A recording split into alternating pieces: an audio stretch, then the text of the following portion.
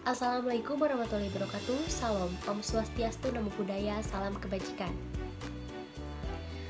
Selamat pagi kepada Ibu Eka Ludia SE MM selaku dosen pengampu mata kuliah manajemen logistik dan teman-teman kelas E yang berbahagia. Pertama-tama marilah kita panjatkan puji dan syukur kehadirat Allah SWT yang telah melimpahkan rahmat dan karunia-Nya sehingga kita bisa berkumpul bersama-sama di kelas online pada hari ini. Sebelumnya izinkan kami memperkenalkan diri kami terlebih dahulu. Kami dari kelompok 2 yang beranggotakan Yuda Prasetya dengan NIM 511201158. Saya sendiri Firly Amelia Hidayat dengan NIM 511201160. Ada Gina Rianawati dengan NIM 511201161. Ada Maria Sonya dengan NIM 511201163. Ada Hairul Yadi dengan NIM 511201163. Ada Sahrin dengan NIM 511201166. Ada Nabila Pawas dengan NIM 511201167. Sebelum mulai presentasi, izinkan saya memperkenalkan materi yang akan dibahas di presentasi pada hari ini. Presentasi pada hari ini kita akan membahas tentang material handling. Untuk lebih lanjut atau lebih memperdalam lagi tentang materi material handling dan membandingkan dari beberapa jurnal yang ada dengan jurnal utama dan jurnal pembanding lainnya, kami akan kupas langsung di presentasi pada hari ini. Untuk definisi dan lain-lain akan dijelaskan atau dipaparkan langsung oleh rekan-rekan saya. Nah, baik, di sini saya akan menjelaskan definisi material handling. Yang pertama, ada material handling adalah ilmu dan seni memindahkan, menyimpan, melindungi, dan mengontrol atau mengawasi material. B. Material handling merupakan penyediaan material dalam jumlah yang tepat, pada kondisi yang tepat, pada waktu dan tempat yang tepat, pada posisi yang tepat, pada urutan yang tepat, dengan biaya yang tepat, dan menggunakan metode yang tepat. Lalu C, ada material handling adalah alat yang digunakan untuk melakukan pergerakan, penyimpanan, serta pengendalian terhadap suatu barang, benda, atau muatan tertentu pada umumnya. Material handling digunakan di sektor industri logistik dan juga pembangunan. Penanganan ini memiliki berbagai komponen yang bekerja supaya aktivitas di pabrik atau konstruksi tetap berjalan. Yang D, alur penggunaan material handling biasanya dimulai ketika stok barang di gudang sampai, kemudian alat material handling dimanfaatkan untuk memindahkan barang tersebut ke tempat penyimpanan. Kemudian dari tempat penyimpanan, alat material handling membawanya ke tempat persiapan sesuai urutan yang siap untuk didistribusikan. Perkenalkan, nama saya Nabila Pawazain dengan NIM 511201167. Di sini saya akan menjelaskan lingkup material handling. Proses material handling atau penanganan bahan ini sangat penting karena semua bahan dan produk harus ditangani dengan baik, sehingga dapat mencapai tujuannya dengan aman dan juga untuk menjaga kondisi dan kualitas bahan-bahan yang ditangani tersebut. Adapun ruang lingkup material handling ini dapat terbagi sebagai berikut. Yang pertama, penanganan bahan secara manual. Hal-hal yang perlu diperhatikan dalam penanganan bahan secara manual adalah bahaya dan resiko, teknik mengangkat yang aman, dan alat pelindung diri. Yang kedua, penanganan bahan dengan mesin. Hal-hal yang perlu diperhatikan dalam penanganan bahan dengan mesin adalah bahaya dan resiko, peralatan penanganan bahan, keselamatan operasi forklift, dan kenakan sabuk pengaman. Yang ketiga, penyimpanan. Adapun hal-hal yang perlu diperhatikan dalam penyimpanan ini antara lain adalah penyimpanan dapat dilakukan dengan penumpukan langsung atau menggunakan rak. Pastikan barang yang disimpan atau rak stabil dan tidak akan terjatuh. Cantumkan beban maksimum di setiap lantai atau rak. Jangan menyimpan bahan non-compatible bersama. Jagalah agar gang dan lorong selalu dalam keadaan bersih dan bebas hambatan. Yang keempat, pembuangan bahan. Hal yang perlu dilakukan pada bagian pembuangan bahan ini sendiri adalah sebagai berikut. Pembuangan limbah atau bahan B3 ke pihak eksternal harus diserahkan ke pengumpul resmi atau supplier resmi yang sudah memiliki izin dari pemerintah. Apabila akan dimanfaatkan kembali, maka harus dijamin keamanannya dan dapat ditelusuri jumlah cara penggunaannya dan mendapat rekomendasi dari kantor Kementerian Lingkungan Hidup Jakarta. Selalu memperhatikan prinsip cleaner production di dalam pembuangan bahan atau material yang tidak terpakai. Tujuan dari ruang lingkup material handling ini sendiri ialah untuk mengurangi biaya produksi. Selain itu, material handling ini sangat berpengaruh terhadap operasi dan perancangan fasilitas yang diimplementasikan. Material handling ini juga dilakukan guna untuk meningkatkan efisiensi perpindahan material dari satu departemen ke departemen lainnya. Terima kasih. Di sini saya akan menjelaskan tentang aspek material handling. Yang pertama ada perpindahan. Perpindahan material membutuhkan waktu dan tempat. Perpindahan material juga membutuhkan kesesuaian. Yang pertama ukuran, yang kedua bentuk, yang ketiga berat, yang keempat kondisi material dengan lintasan, yang kelima analisis frekuensi getaran. Selanjutnya penyimpanan. Yang pertama penyangga operasi, yang kedua memudahkan pekerjaan manusia dan mesin, yang ketiga hal-hal yang perlu dipertimbangkan yaitu yang kesatu ukuran, yang kedua berat, yang ketiga kondisi dan kemampuan tumpukan material, yang keempat keperluan mengambil dan menempatkan material, yang kelima kendala bangunan meliputi beban lantai, kondisi lantai, dan lain-lain. Selanjutnya perlindungan. Yang pertama pengawasan, yang kedua pengepakan, yang ketiga pengelompokan material, yang keempat dirancang untuk meminimasi pengawasan dan biaya. Selanjutnya pengawasan. Yang pertama pengawasan fisik, yaitu pengawasan yang berorientasi pada susunan dan jarak penempatan antar material.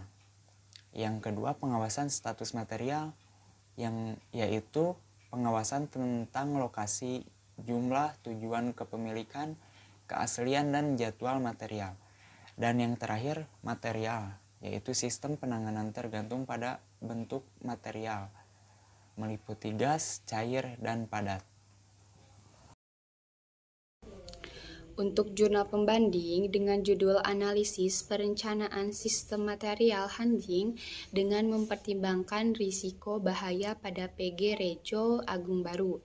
Perbedaan untuk jurnal utama dengan jurnal pembanding yaitu mengenai mempertimbangkan risiko bahaya, dan pada jurnal utama tidak ada pembahasan mengenai risiko bahaya pada karyawan. Dan untuk perbedaan yang kedua, pada jurnal utama, proses material handlingnya masih menggunakan dengan cara-cara yang manual, sedangkan pada jurnal pembanding menggunakan sistem konveyor yang lebih efektif dan efisien. Untuk persamaan dari kedua jurnal yaitu mengenai perpindahan barang yang lebih efektif dan lebih cepat. Untuk kesimpulannya yaitu Untuk kesimpulan dari kedua jurnal yaitu mengenai tata letak fasilitas pada kedua perusahaan sudah secara optimal. Hal itu membantu meminimumkan biaya material handling agar dapat tercapainya biaya yang minimum. Baik, izin memperkenalkan diri, nama saya Sari Nurhayu dengan NIM 166. Untuk yang selanjutnya ini ada manfaat dari material handling yang diungkapkan oleh James Apple pada tahun 1990.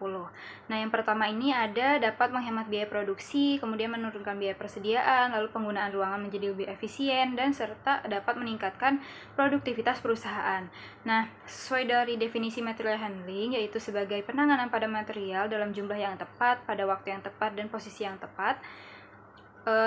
Sehingga pada intinya ini material handling ini berfungsi untuk mengefisienkan baik itu biaya ataupun tata letak pada perusahaan.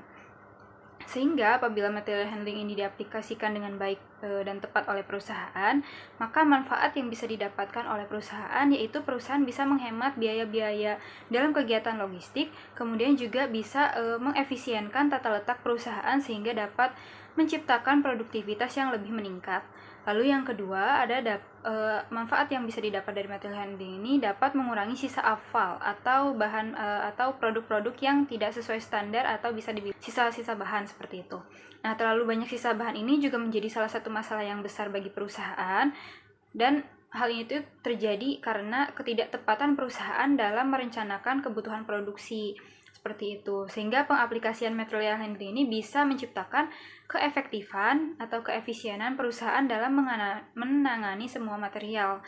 Nah, karena dalam material handling ini, perusahaan melakukan pengawasan yang sebaik-baiknya terhadap keluar masuknya persediaan material yang dipindahkan, kemudian juga melakukan eliminasi kerusakan pada bahan selama pemindahan barang, sehingga akhirnya itu material handling yang diciptakan setidaknya bisa membantu perusahaan untuk mengurangi sisa bahan baku yang terlalu menumpuk. Lalu manfaat material handling yang ketiga yaitu dapat meningkatkan kondisi kerja karyawan. Nah, dalam bekerja ini tentunya perusahaan menginginkan karyawan bekerja dengan rasa yang nyaman dan juga aman. Nah, dengan metode material handling ini selain dapat mengoptimalkan biaya, metode ini juga bisa menciptakan kondisi yang lebih baik untuk karyawan. Karena dengan perencanaan material handling yang tentunya baik, karyawan pun akan merasa tidak mudah lelah untuk melakukan kegiatan logistik karena itu dia tata letaknya itu efisien dan lebih baik gitu. Kemudian apabila karyawan bekerja secara nyaman, tentunya para karyawan pun akan terpacu untuk bekerja secara lebih produktif. Baik, manfaat yang keempat dari material handling ini adalah dapat memudahkan pelaksanaan distribusi material. Nah, dalam penerapannya, yang mana memiliki keterikatan pada kegiatan logistik khususnya distribusi material, konsep material handling ini dapat membantu perusahaan untuk mengurangi terjadinya kerusakan terhadap produk selama proses pemindahan dan pengiriman bahan. Kemudian juga bisa memperbaiki jalur pemindahan barang sehingga lebih efisien, serta memperbaiki lokasi dan pengaturan tata letak dalam fasilitas penyimpanan, dan juga dapat membantu perusahaan untuk meningkatkan efisiensinya dalam hal pengiriman maupun penerimaan yang sehingga pada akhirnya bisa menjadikan kegiatan distribusi material dalam perusahaan menjadi lebih mudah karena alur dan strukturnya ini lebih jelas dengan diterapkannya material handling seperti itu. Baik, yang selanjutnya ada prinsip material handling. Untuk prinsipnya sendiri ini, The College Industrial Committee on Material Handling didukung juga dengan The Material Handling Institute telah mengelompokkan sebanyak 20 prinsip-prinsip yang didapatkan dari Myers dan Stephen pada tahun 2005. Nah, yang pertama ini ada prinsip perencanaan atau planning principle, di mana seluruh aktivitas penanganan ini harus direncanakan mulai dari semua perencanaan material dan aktivitas-aktivitas penyimpanan untuk mendapatkan efisiensi operasi semaksimal mungkin.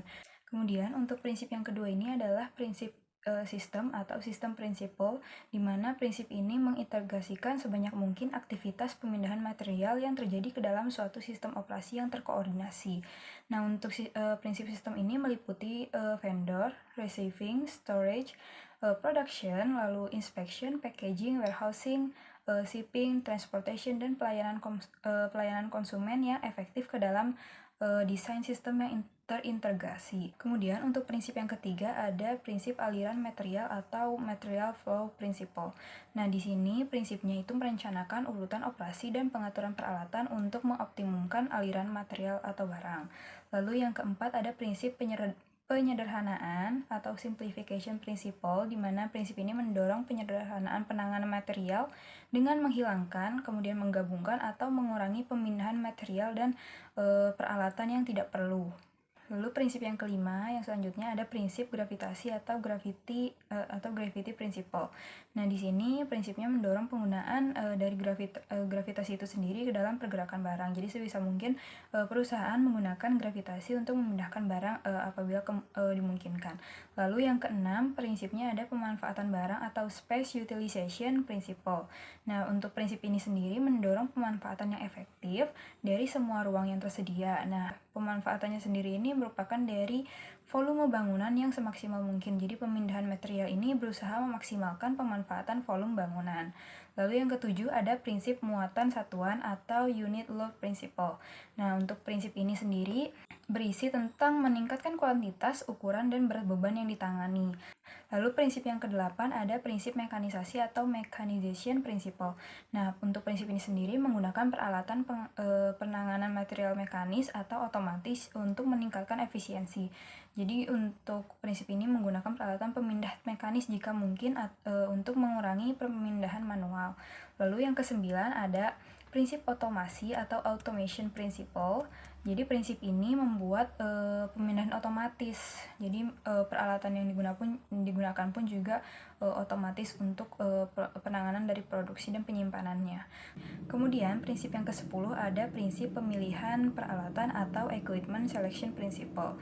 Nah, dalam pemilihan peralatan penanganan material ini mempertimbangkan semua aspek yaitu barang yang dipindah, pemindahan yang dilakukan, dan cara yang dilakukan. Baik, kemudian selanjutnya ada prinsip standarisasi atau standardization principle. Nah, untuk prinsip ini sendiri mendorong standarisasi metode penanganan dan peralatan dengan membakukan cara, jenis, dan ukuran peralatan pemindahan.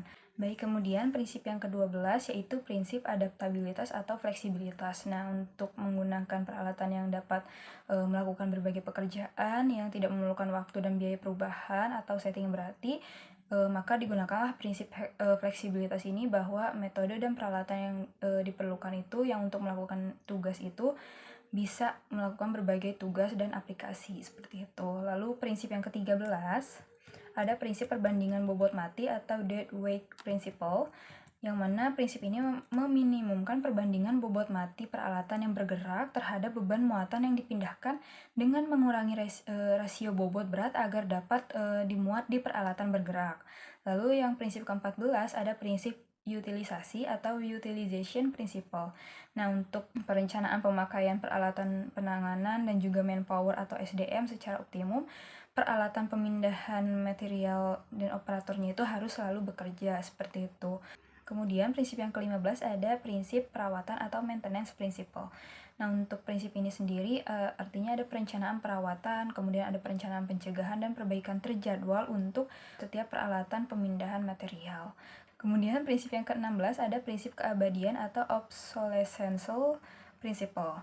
Nah, untuk prinsip yang ini yaitu mengganti cara dan peralatan pemindah yang sudah kuno dan ketinggalan zaman jika peralatan dan metode yang lebih efisien akan memperbaiki pekerjaan seperti itu. Kemudian selanjutnya ada prinsip pengendalian atau controlling principle. Nah, untuk prinsip ini sendiri material artinya merupakan suatu yang mengandung biaya dan sistem penanganannya dapat menjadi bagian dari sistem pengendalian inventory tersebut.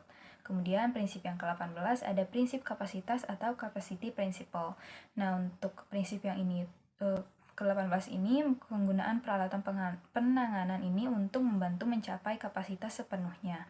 Lalu prinsip yang ke-9 ada prinsip performansi atau performance principle. Nah, untuk prinsip ke-19 ini artinya penentuan efisiensi penanganan kinerja dalam hal biaya per unit yang ditangani merupakan kriteria utama. Kemudian untuk prinsip yang terakhir yaitu prinsip keselamatan atau safety principle. Ini artinya prinsipnya menetapkan metode dan peralatan yang sesuai untuk keamanan penanganan. Jadi pemindahan manual mungkin merupakan metode pemindahan material yang paling berbahaya, sehingga dengan itu dapat digunakan peralatan material handling agar lebih aman. Seperti itu. Kemudian juga menurut Apple pada tahun 1990 ini sebenarnya hanya dengan mengatakan prinsip-prinsip pemindahan barang dan membuat saran-saran untuk pemakaiannya saja tidak menjamin bahwa prinsip tersebut bisa diterapkan dengan tepat. Jadi cara terbaik untuk menggunakan prinsip ini secara tepat adalah dengan lembaran periksa atau dengan cara membagi dan memilahnya seperti itu. Baik, di sini saya akan menyebutkan 7 faktor yang harus dipertimbangkan dalam pemilihan peralatan material handling. Yang pertama ada sifat-sifat material, yaitu bisa berupa cair, padat, ataupun bahkan dari ukuran. Selanjutnya ada layout dan karakteristik bangunan. Layout di sini yaitu tata letak untuk material handling ataupun karakteristik bangunan. Untuk karakteristiknya sendiri yaitu bangunan atau gedung yang lantainya 2 dengan gedung yang lantainya 1 itu berbeda. Yaitu selanjutnya ada arus aliran produksi. Arus aliran produksi di sini yaitu bisa berubah-ubah atau tidak berubah. Maksudnya berubah-ubah di sini yaitu dari satu titik ke titik lain, bisa menggunakan troli ataupun alat lainnya. Yang selanjutnya ada pertimbangan biaya. Pertimbangan biaya di sini yaitu pemilihan bahan materi atau material, yaitu nanti akan dipertimbangkan ya bahan tersebut bisa dalam pertimbangan pemeliharaannya ataupun bahkan investasi material ataupun bahan tersebut.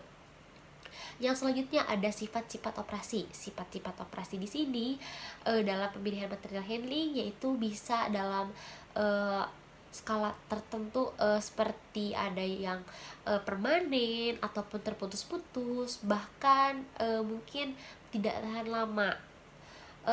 Yang selanjutnya ada faktor-faktor teknis. Nah, faktor-faktor teknis di sini yaitu kuat atau kokohnya struktur bangunan untuk alat material handling tersebut.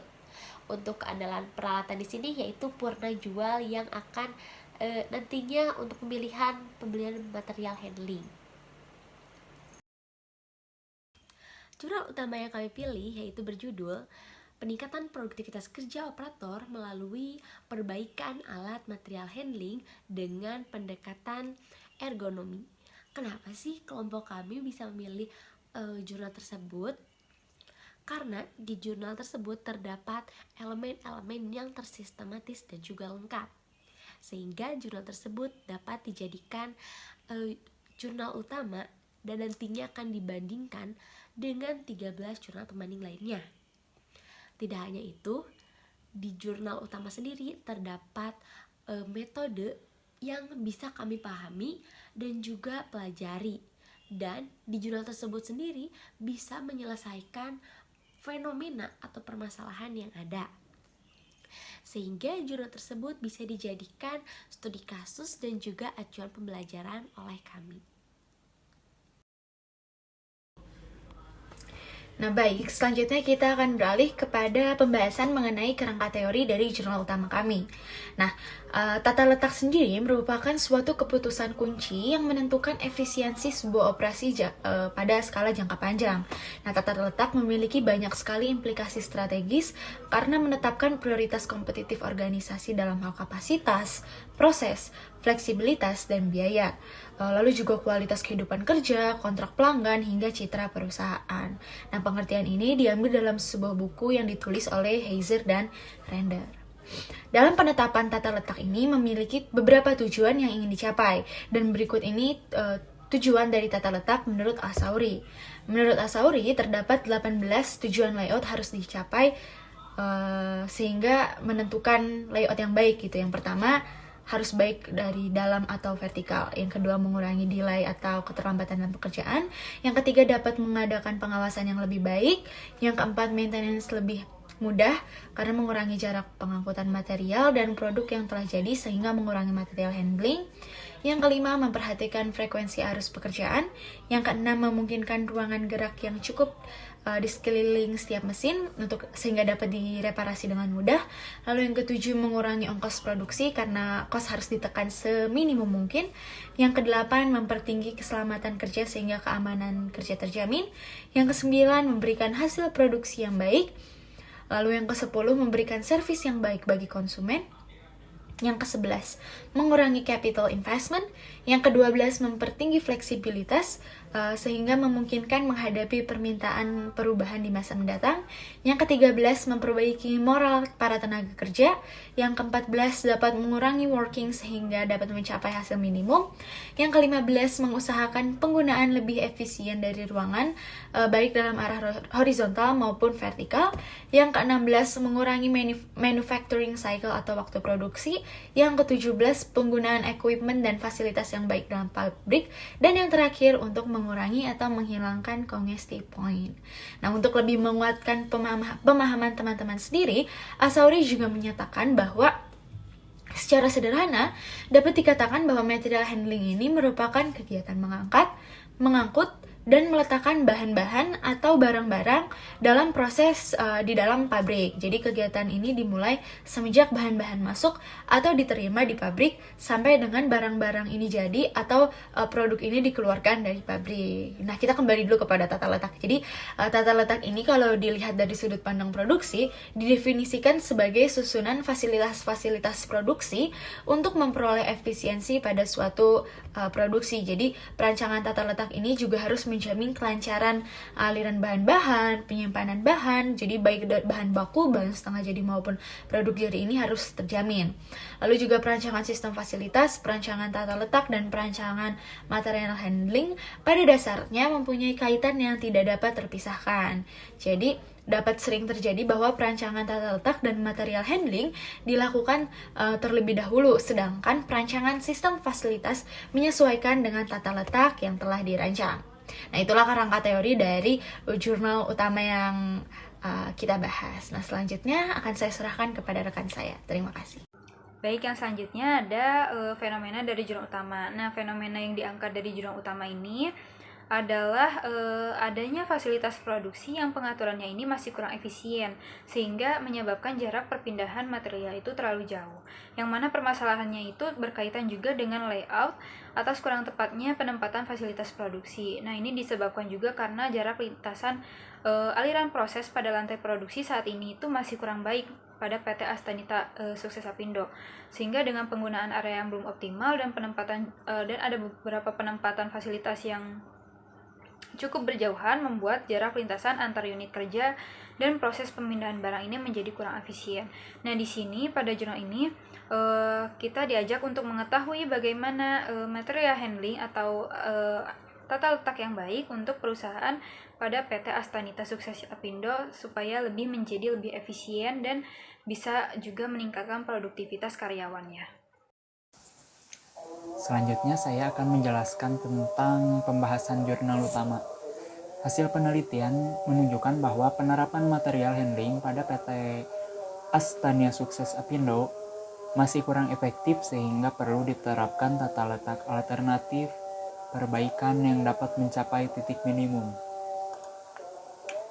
Beberapa fasilitas yang harus diubah guna meminimumkan biaya material handling agar dapat terciptanya biaya material handling yang minimum telah dilakukan perhitungan dengan metode CREF. Maka beberapa departemen yang harus diubah adalah sebagai berikut. Yang pertama, pergantian antara departemen kontainer aksesoris dengan departemen kompresor. Yang kedua, pergantian antara departemen kontainer aksesoris dengan departemen ruang finishing. Yang ketiga, pergantian antara departemen alat bending manual satu dengan departemen mesin gergaji pipa. Yang keempat, pergantian antara departemen gudang peralatan dengan departemen alat bending manual. Layout terpilih dengan dua alternatif perbaikan. Setelah dilakukan perhitungan dua alternatif untuk meminimalisi biaya material handling pada perusahaan, maka didapatkan hasil bahwa ke-1, setelah dilakukan alternatif 1 dengan menggunakan perbaikan iterasi 3, maka jarak yang akan berkurang menjadi 165 meter dan biaya material handling berkurang menjadi Rp2.025. Yang kedua, setelah dilakukan alternatif 2, dengan mengolah keseluruhan iterasi, maka jarak yang ada berkurang menjadi 163 meter dan biaya material handling berkurang menjadi Rp1.654. Terlihat bahwa tata letak dengan melakukan alternatif 2 memiliki jarak dan biaya penanganan bahan yang lebih baik dibanding tata letak alternatif 1. Dan tata letak awal yang diterapkan oleh PT Astania Sukses Apindo. Hal ini menunjukkan bahwa tata letak alternatif yang terpilih yaitu tata letak alternatif 2 karena memiliki nilai yang paling optimal dan mencapai titik minimum di bawah nilai standar biaya material handling perusahaan, yaitu Rp1.578.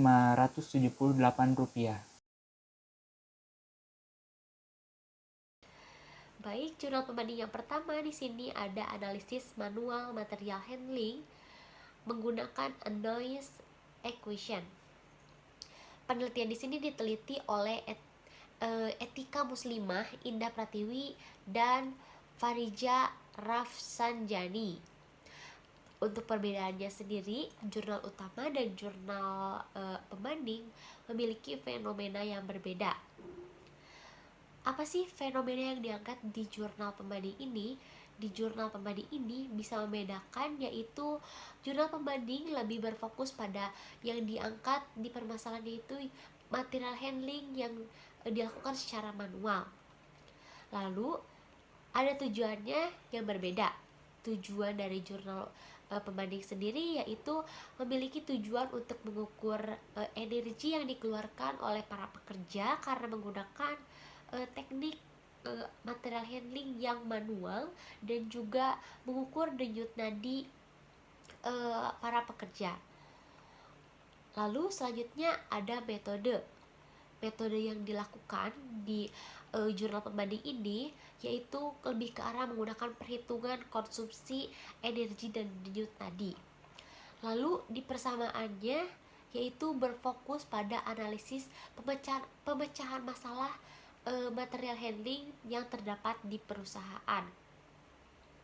Nah, untuk kesimpulannya dari jurnal pembanding sendiri dan jurnal utama yaitu didapatkan dari jurnal pembanding yaitu proses pengangkutan material handling secara manual, baik itu secara manual ataupun otomatis, seharusnya perusahaan tidak memberikan resiko terhadap kesehatan tenaga kerja, karena akibat proses material handling tersebut yang dilakukan secara manual itu bisa mengakibatkan beban atau yang diberikan kepada para pekerja itu terlalu berat sehingga dapat merusak kesehatan untuk para pekerja. Nah, lalu yang kedua yaitu jurnal pembandingnya berjudul Perencanaan Ulang Tata Letak Fasilitas Produksi dengan Pendekatan Grup Teknologi dan Algoritme Blockchain untuk meminimalisir ongkos material handling. Di sini penelitian dilakukan oleh Joko Susetyo, Risma Adelina, Jojo Magno, dan juga Ramos, Juni 2010. Di sini kita memiliki perbedaan yang pertama yaitu di jurnal pembanding dan jurnal utama sendiri yaitu memiliki tujuan yang berbeda. Di tujuan jurnal pembanding sendiri yaitu membandingkan atau mempunyai tujuan untuk mengevaluasi kondisi tata letak fasilitas sehingga didapatkan tingkat efisien dan fleksibel yang tinggi. Di jurnal pembanding sendiri menggunakan metode penelitian ring atau ring order clustering atau bisa disebut dengan ROC. Digunakan untuk menghitung jarak material handling dan juga untuk menghitung biaya atau ongkos menggunakan ball plane, yaitu menghitung jarak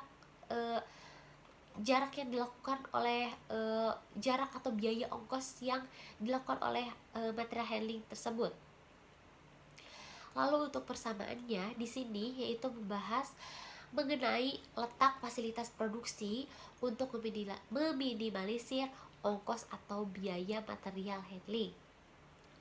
Nah, untuk kesimpulannya sendiri dari kedua jurnal tersebut yaitu berjalannya proses produksi terutama dalam proses material handling, tata letak atau fasilitas bisa meminimalisir biaya material sehingga perusahaan dapat menghemat sebagian ongkos atau biaya material handling. Oleh karena itu, proses material handling, tata letak fasilitas penting untuk diperhatikan agar tidak terjadinya pemborosan biaya ataupun ongkos di perusahaan. Baik, untuk selanjutnya ada perbandingan jurnal. Nah, untuk jurnal utamanya sendiri yaitu analisis tata letak fasilitas produksi untuk meminimalisasi biaya material handling pada PT Astanita Sukses Apindo dengan jurnal pembandingnya yaitu perancangan ulang tata letak fasilitas produksi tahu pada UMKM Mentari Bulan Malang menggunakan algoritma block plan untuk meminimasi biaya material handling. Nah, untuk jurnal pembandingnya sendiri ini diteliti oleh Firdaus pada tahun 2009 dan juga memiliki perbedaan pada jurnal utamanya. Nah, yang berbeda dari jurnal ini yaitu pada jurnal pembanding ini digunakan dengan metode block plan, yaitu yang merupakan suatu pendekatan perancangan ulang dengan analisa komputer berupa program. Nah, berbeda dengan pada jurnal utama ini, jurnal utamanya sendiri memakai metode craft untuk penelitiannya. Nah, untuk persamaan dari kedua jurnal ini, baik itu pembanding dan jurnal utama, yaitu terletak pada fenomenanya. Nah, pada kedua jurnal ini, kedua perusahaan ini sama-sama menggunakan tata letak fasilitas yang tidak berdasarkan perencanaan secara sistematis, sehingga untuk tata letaknya sendiri masih kurang efisien untuk dapat meminimalisasi biaya-biaya yang disebabkan oleh biaya material handling. Kemudian untuk kesimpulannya sendiri, baik dengan metode block plan yang digunakan pada jurnal pembanding ini atau dengan menggunakan metode craft pada jurnal utama, kedua metode tersebut sama-sama menghasilkan tata letak alternatif yang lebih efisien baik untuk jarak tempuh bahan baku atau untuk biaya material handlingnya sendiri. Sehingga dengan metode block plan ataupun metode craft juga sama-sama dibuktikan oleh kedua jurnal ini bisa atau dapat bahwa material handling ini bisa dicari dengan block plan ataupun metode craft seperti itu. Untuk jurnal pembanding dengan judul Peningkatan Aktivitas Kerja Operator Melalui Perbaikan Alat Material Handling dengan Pendekatan Ergonomi. Perbedaan pada jurnal utama dengan jurnal pembanding yaitu terletak pada perbedaan proses perpindahan material yang terlalu jauh pada jurnal utama dan proses terlalu lama untuk jurnal pembanding. Persamaan pada jurnal utama dengan pembanding yaitu terletak pada fenomenanya. Pada proses produksi yang terjadi masih belum optimal sehingga perlu adanya perencanaan material handling. Untuk kesimpulan dari kedua jurnal yaitu sama-sama membuat perencanaan yang dapat mengurangi jarak dan waktu perpindahan suatu barang. Untuk jurnal pembanding dengan judul Analisis Perencanaan Sistem Material Handling dengan mempertimbangkan risiko bahaya pada PG Rejo Agung Baru. Perbedaan untuk jurnal utama dengan jurnal pembanding yaitu mengenai mempertimbangkan risiko bahaya, dan pada jurnal utama tidak ada pembahasan mengenai risiko bahaya pada karyawan. Dan untuk perbedaan yang kedua, pada jurnal utama proses material handlingnya masih menggunakan dengan cara-cara yang manual, sedangkan pada jurnal pembanding menggunakan sistem konveyor yang lebih efektif dan efisien. Untuk persamaan dari kedua jurnal yaitu mengenai perpindahan barang yang lebih efektif dan lebih cepat. Untuk kesimpulannya yaitu Untuk kesimpulan dari kedua jurnal yaitu mengenai tata letak fasilitas pada kedua perusahaan sudah secara optimal. Hal itu membantu meminimumkan biaya material handling agar dapat tercapainya biaya yang minimum. Selanjutnya saya akan menjelaskan tentang perbandingan jurnal utama dengan jurnal pembanding, yaitu perancangan ulang tata letak pabrik menggunakan metode algoritma Computerized Allocation of Facilities Techniques atau CRAFT dengan penelitinya Supriyadi, Dedi Setiawan, dan Dadi Cahyadi. Perbedaannya pada jurnal utama dan jurnal pembanding ini adalah terletak pada perbedaan proses pindahan material yang terlalu jauh pada jurnal utama dan proses terlalu lama untuk jurnal pembanding. Persamaannya terletak pada tata letak fasilitas dan metode penelitiannya, dan kesimpulannya dari kedua jurnal ini adalah terletak pada tata letak fasilitas yang sudah dijelaskan dengan optimal, di mana pada kedua jurnal ini mampu mendeskripsikan rancangan penelitiannya. Pada jurnal utama mampu menemukan hasil dari analisis. Dan selanjutnya, jurnal pembanding selanjutnya yaitu analisis material handling, proses produksi pengolahan kayu di sub-departemen produksi Wood Center pada perusahaan Woodworking Manufacture di kawasan industri Cibitung, Bekasi, Indonesia. Dengan penelitinya yaitu Mas Lihan. Perbedaan pada jurnal ini yaitu pada objek penelitiannya, di mana pada jurnal utama berfokus pada analisis tata letak dan fasilitas produksinya saja. Sedangkan pada jurnal ini lebih menekankan proses produksi dan model bentuk perancangan jurnal. Persamaannya terletak pada tujuan dan pembahasan di jurnal utama dengan jurnal pembanding hampir sama. Kesimpulannya yaitu kedua jurnal ini sama-sama menganalisis dan dapat mendeskripsikan dengan baik.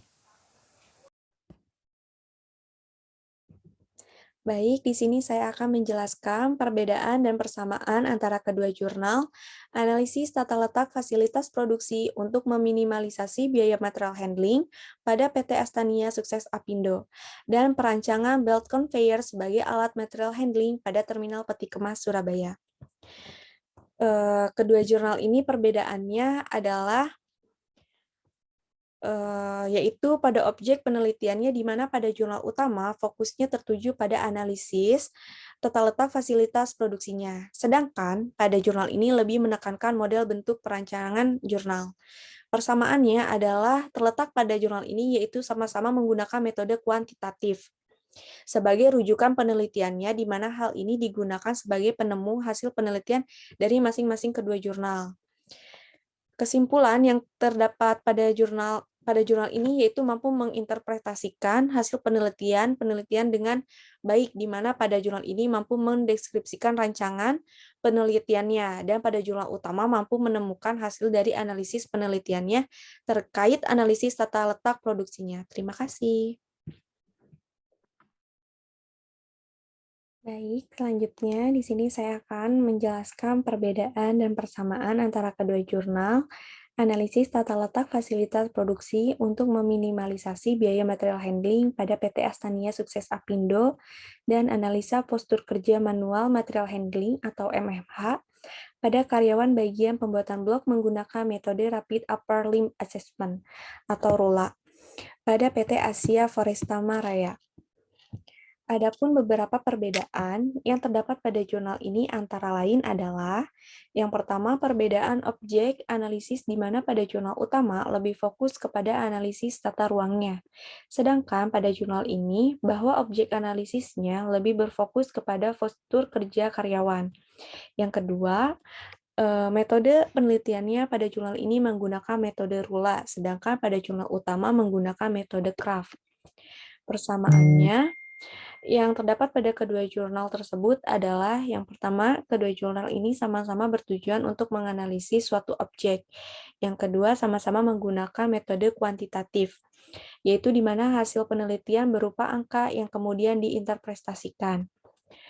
Kesimpulan pada kedua jurnal yaitu bahwa hasil penelitian pada jurnal ini mampu menemukan bahwa bentuk dari postur kerja yang baik seperti apa, sedangkan kesimpulan pada jurnal utama yaitu mampu menemukan alternatif jarak terbaik. Terima kasih.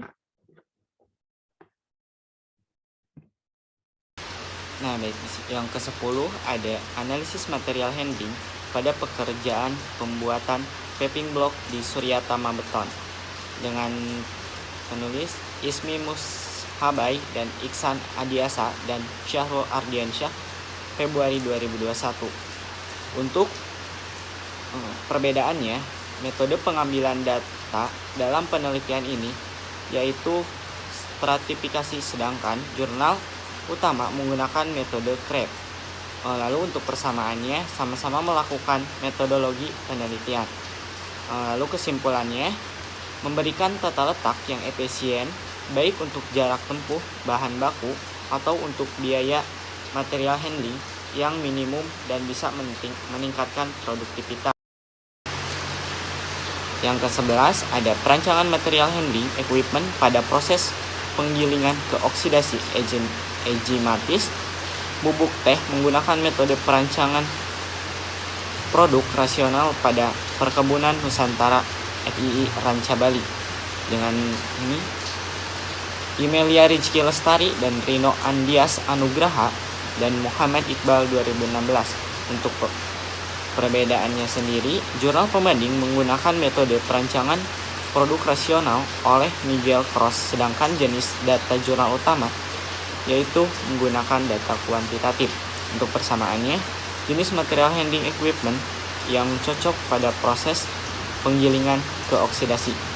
Kesimpulannya, untuk mencapai tujuan perancangan yaitu untuk meningkatkan kemampuan material handling equipment terhadap ketentuan teknis dan besaran biaya material handling pada tata letak awal. Jurnal pembanding ke-12 yang akan saya bahas berjudul Perancangan Fasilitas Pabrik Tahu untuk Meminimalisasi Material Handling. Nah, jurnal ini diteliti oleh Mary dan Henryadi pada tahun 2012. Nah, dari jurnal ini, perbedaan yang sangat mencolok antara kedua penelitian atau jurnal utama dan jurnal acuan adalah terletak pada metode pengumpulan data yang dilakukan. Jadi, jurnal pembanding mengumpulkan data menggunakan pendekatan Systematic Layout Planning atau SLP. Nah, maksudnya itu bagaimana sih? Jadi, jurnal pembanding ini dalam pengumpulan datanya, pengumpulan data awal kondisi layout pabrik menggunakan pendekatan Systematic Layout Planning atau SLP. Nah, pendekatan ini dikembangkan oleh Richard Mutter pada tahun 1990. Jadi SLP ini merupakan pengolahan data melalui 3 tahap. Tahapan ini mengolah data dengan 3 cara. Yang pertama adalah tahap analisis, mulai dari analisis aliran material, analisis aktivitas, diagram hubungan aktivitas, pertimbangan keperluan ruangan dan ruangan yang tersedia. Lalu tahapan kedua adalah tahap penelitian, mulai dari perencanaan diagram hubungan ruangan sampai dengan perancangan alternatif tata letak. Nah, lalu selanjutnya tahapan ketiga adalah proses seleksi dengan jalan mengevaluasi alternatif tata letak yang telah dirancang. Nah, data-data yang telah dikumpulkan tersebut dengan pendekatan tersebut digunakan untuk perencanaan tata letak dengan hasil berdasarkan yaitu tadi metode SLP, yaitu data rancangan produk, rancangan proses, dan rancangan jadwal produksi. Nah, sedangkan pada jurnal acuan sendiri, dalam pengumpulan datanya, sebenarnya menggunakan 3 cara, yaitu observasi, wawancara, dan pengumpulan data secara manual untuk data sekunder dengan memfotokopi laporan perusahaan. Nah, untuk jurnal ini kita bahas satu persatu ya.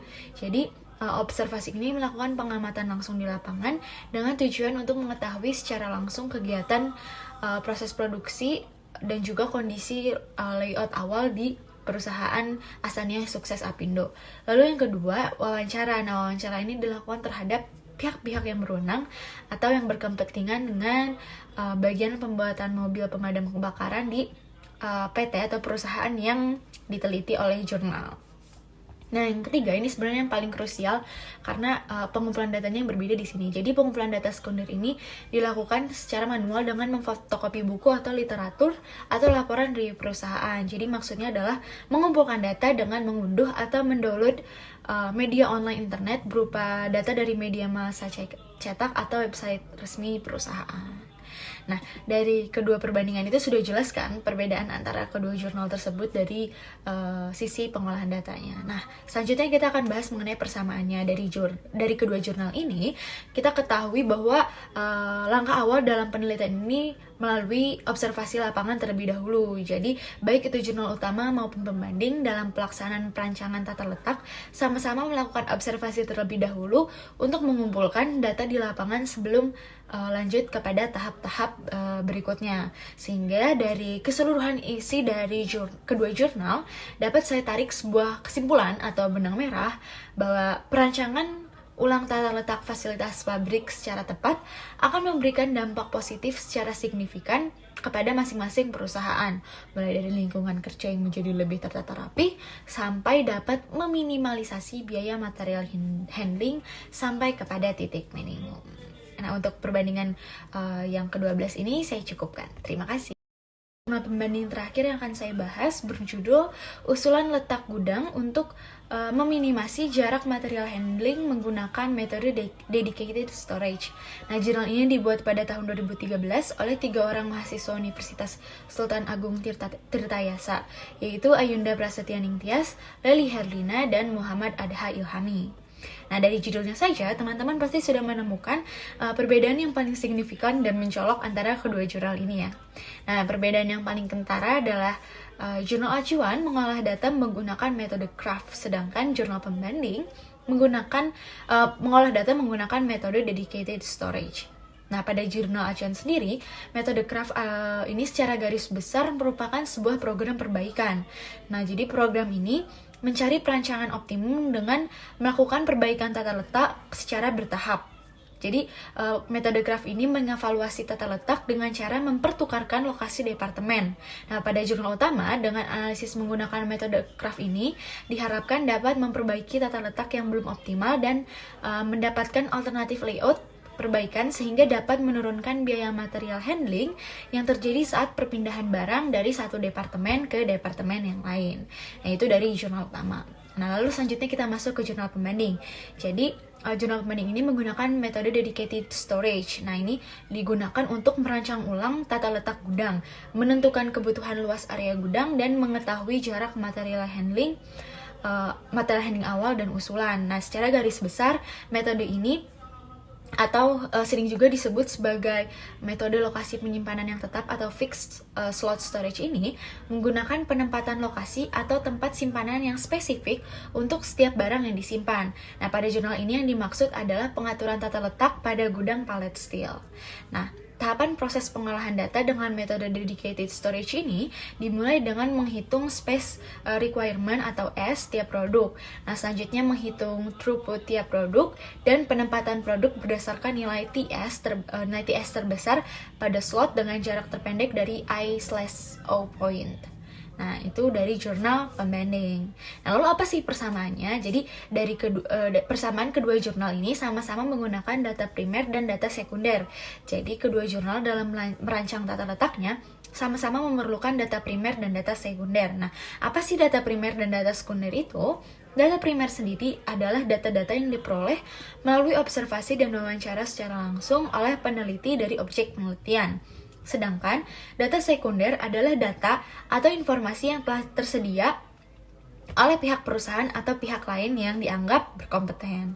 Nah, pada jurnal pembanding sendiri, data primer yang berhasil dikumpulkan berupa luas gudang yang digunakan sekarang, tata letak gudang saat ini, dan dimensi produk yang disimpan di dalam gudang. Sedangkan untuk data sekundernya sendiri yang dapat dikumpulkan berupa data jenis produk, data barang masuk pada tahun 2011, dan data barang keluar pada tahun 2011. Nah, sedangkan dalam jurnal acuan, data-data primer yang digunakan adalah layout fasilitas produksi, lalu ada proses produksi, lalu ada banyaknya fasilitas, alat material handling, sampai biaya material handling. Nah, data sekunder pada jurnal acuan ini berupa profil perusahaan, luas tanah dan bangunan perusahaan, dan proses produksi. Nah, begitulah perbedaan dan persamaan dari kedua jurnal, sehingga dari kedua jurnal tersebut dapat saya tarik kesimpulan bahwa kedua metode ini berhasil meminimasi perbandingan jarak dan biaya material handling secara tepat, sehingga mempengaruhi aktivitas material handling secara positif. Hal ini sama artinya bahwa penurunan jarak akan sebanding dengan penurunan aktivitas material handling dan akan diikuti dengan penurunan biaya operasi material handling. Nah, itu adalah jurnal terakhir yang dibahas oleh kelompok kami. Semoga teman-teman dapat memahami perbedaan-perbedaan dari ke-13 jurnal yang telah disampaikan. Dari saya cukup sekian, terima kasih. Baik, selanjutnya ada kesimpulan dari material handling seperti yang telah dijelaskan pada sebelumnya. Jadi material handling ini merupakan ilmu dan seni untuk memindahkan atau menyimpan atau melindungi dan mengontrol serta mengawasi material dalam jumlah, kondisi, waktu, dan tempat yang tepat. Sehingga material handling ini memiliki peranan yang sangat penting dalam kegiatan logistik suatu perusahaan. Kemudian penerapan material handling ini juga sangatlah melekat pada tata letak atau layout dari suatu fasilitas perusahaan, sehingga umumnya permasalahan yang sering terjadi pada material handling ini adalah mengenai jarak antar unit kerja, sehingga pada akhirnya menyebabkan beberapa masalah lainnya seperti rendahnya produktivitas, kemudian proses pemindahan barang menjadi kurang efisien, dan menimbulkan biaya yang cukup berlebih. Sehingga sesuai dengan definisinya sendiri, apabila penerapan material handling ini dilakukan dengan tepat, maka tentunya akan mengoptimalkan kegiatan logistik dan proses produksi pun juga dapat biayanya dapat diminimumkan, seperti itu. Baik, terima kasih kepada rekan-rekan kelompok 2 yang telah memaparkan mengenai materi material handling, jurnal utama dan jurnal pembanding. Terima kasih juga terhadap audiens yang telah menyaksikan pemaparan atau presentasi dari kelompok 2. Demikian presentasi dari kelompok 2 mengenai materi material handling. Mohon maaf bila ada kesalahan. Wabillahi taufiq wal hidayah. Wassalamualaikum warahmatullahi wabarakatuh.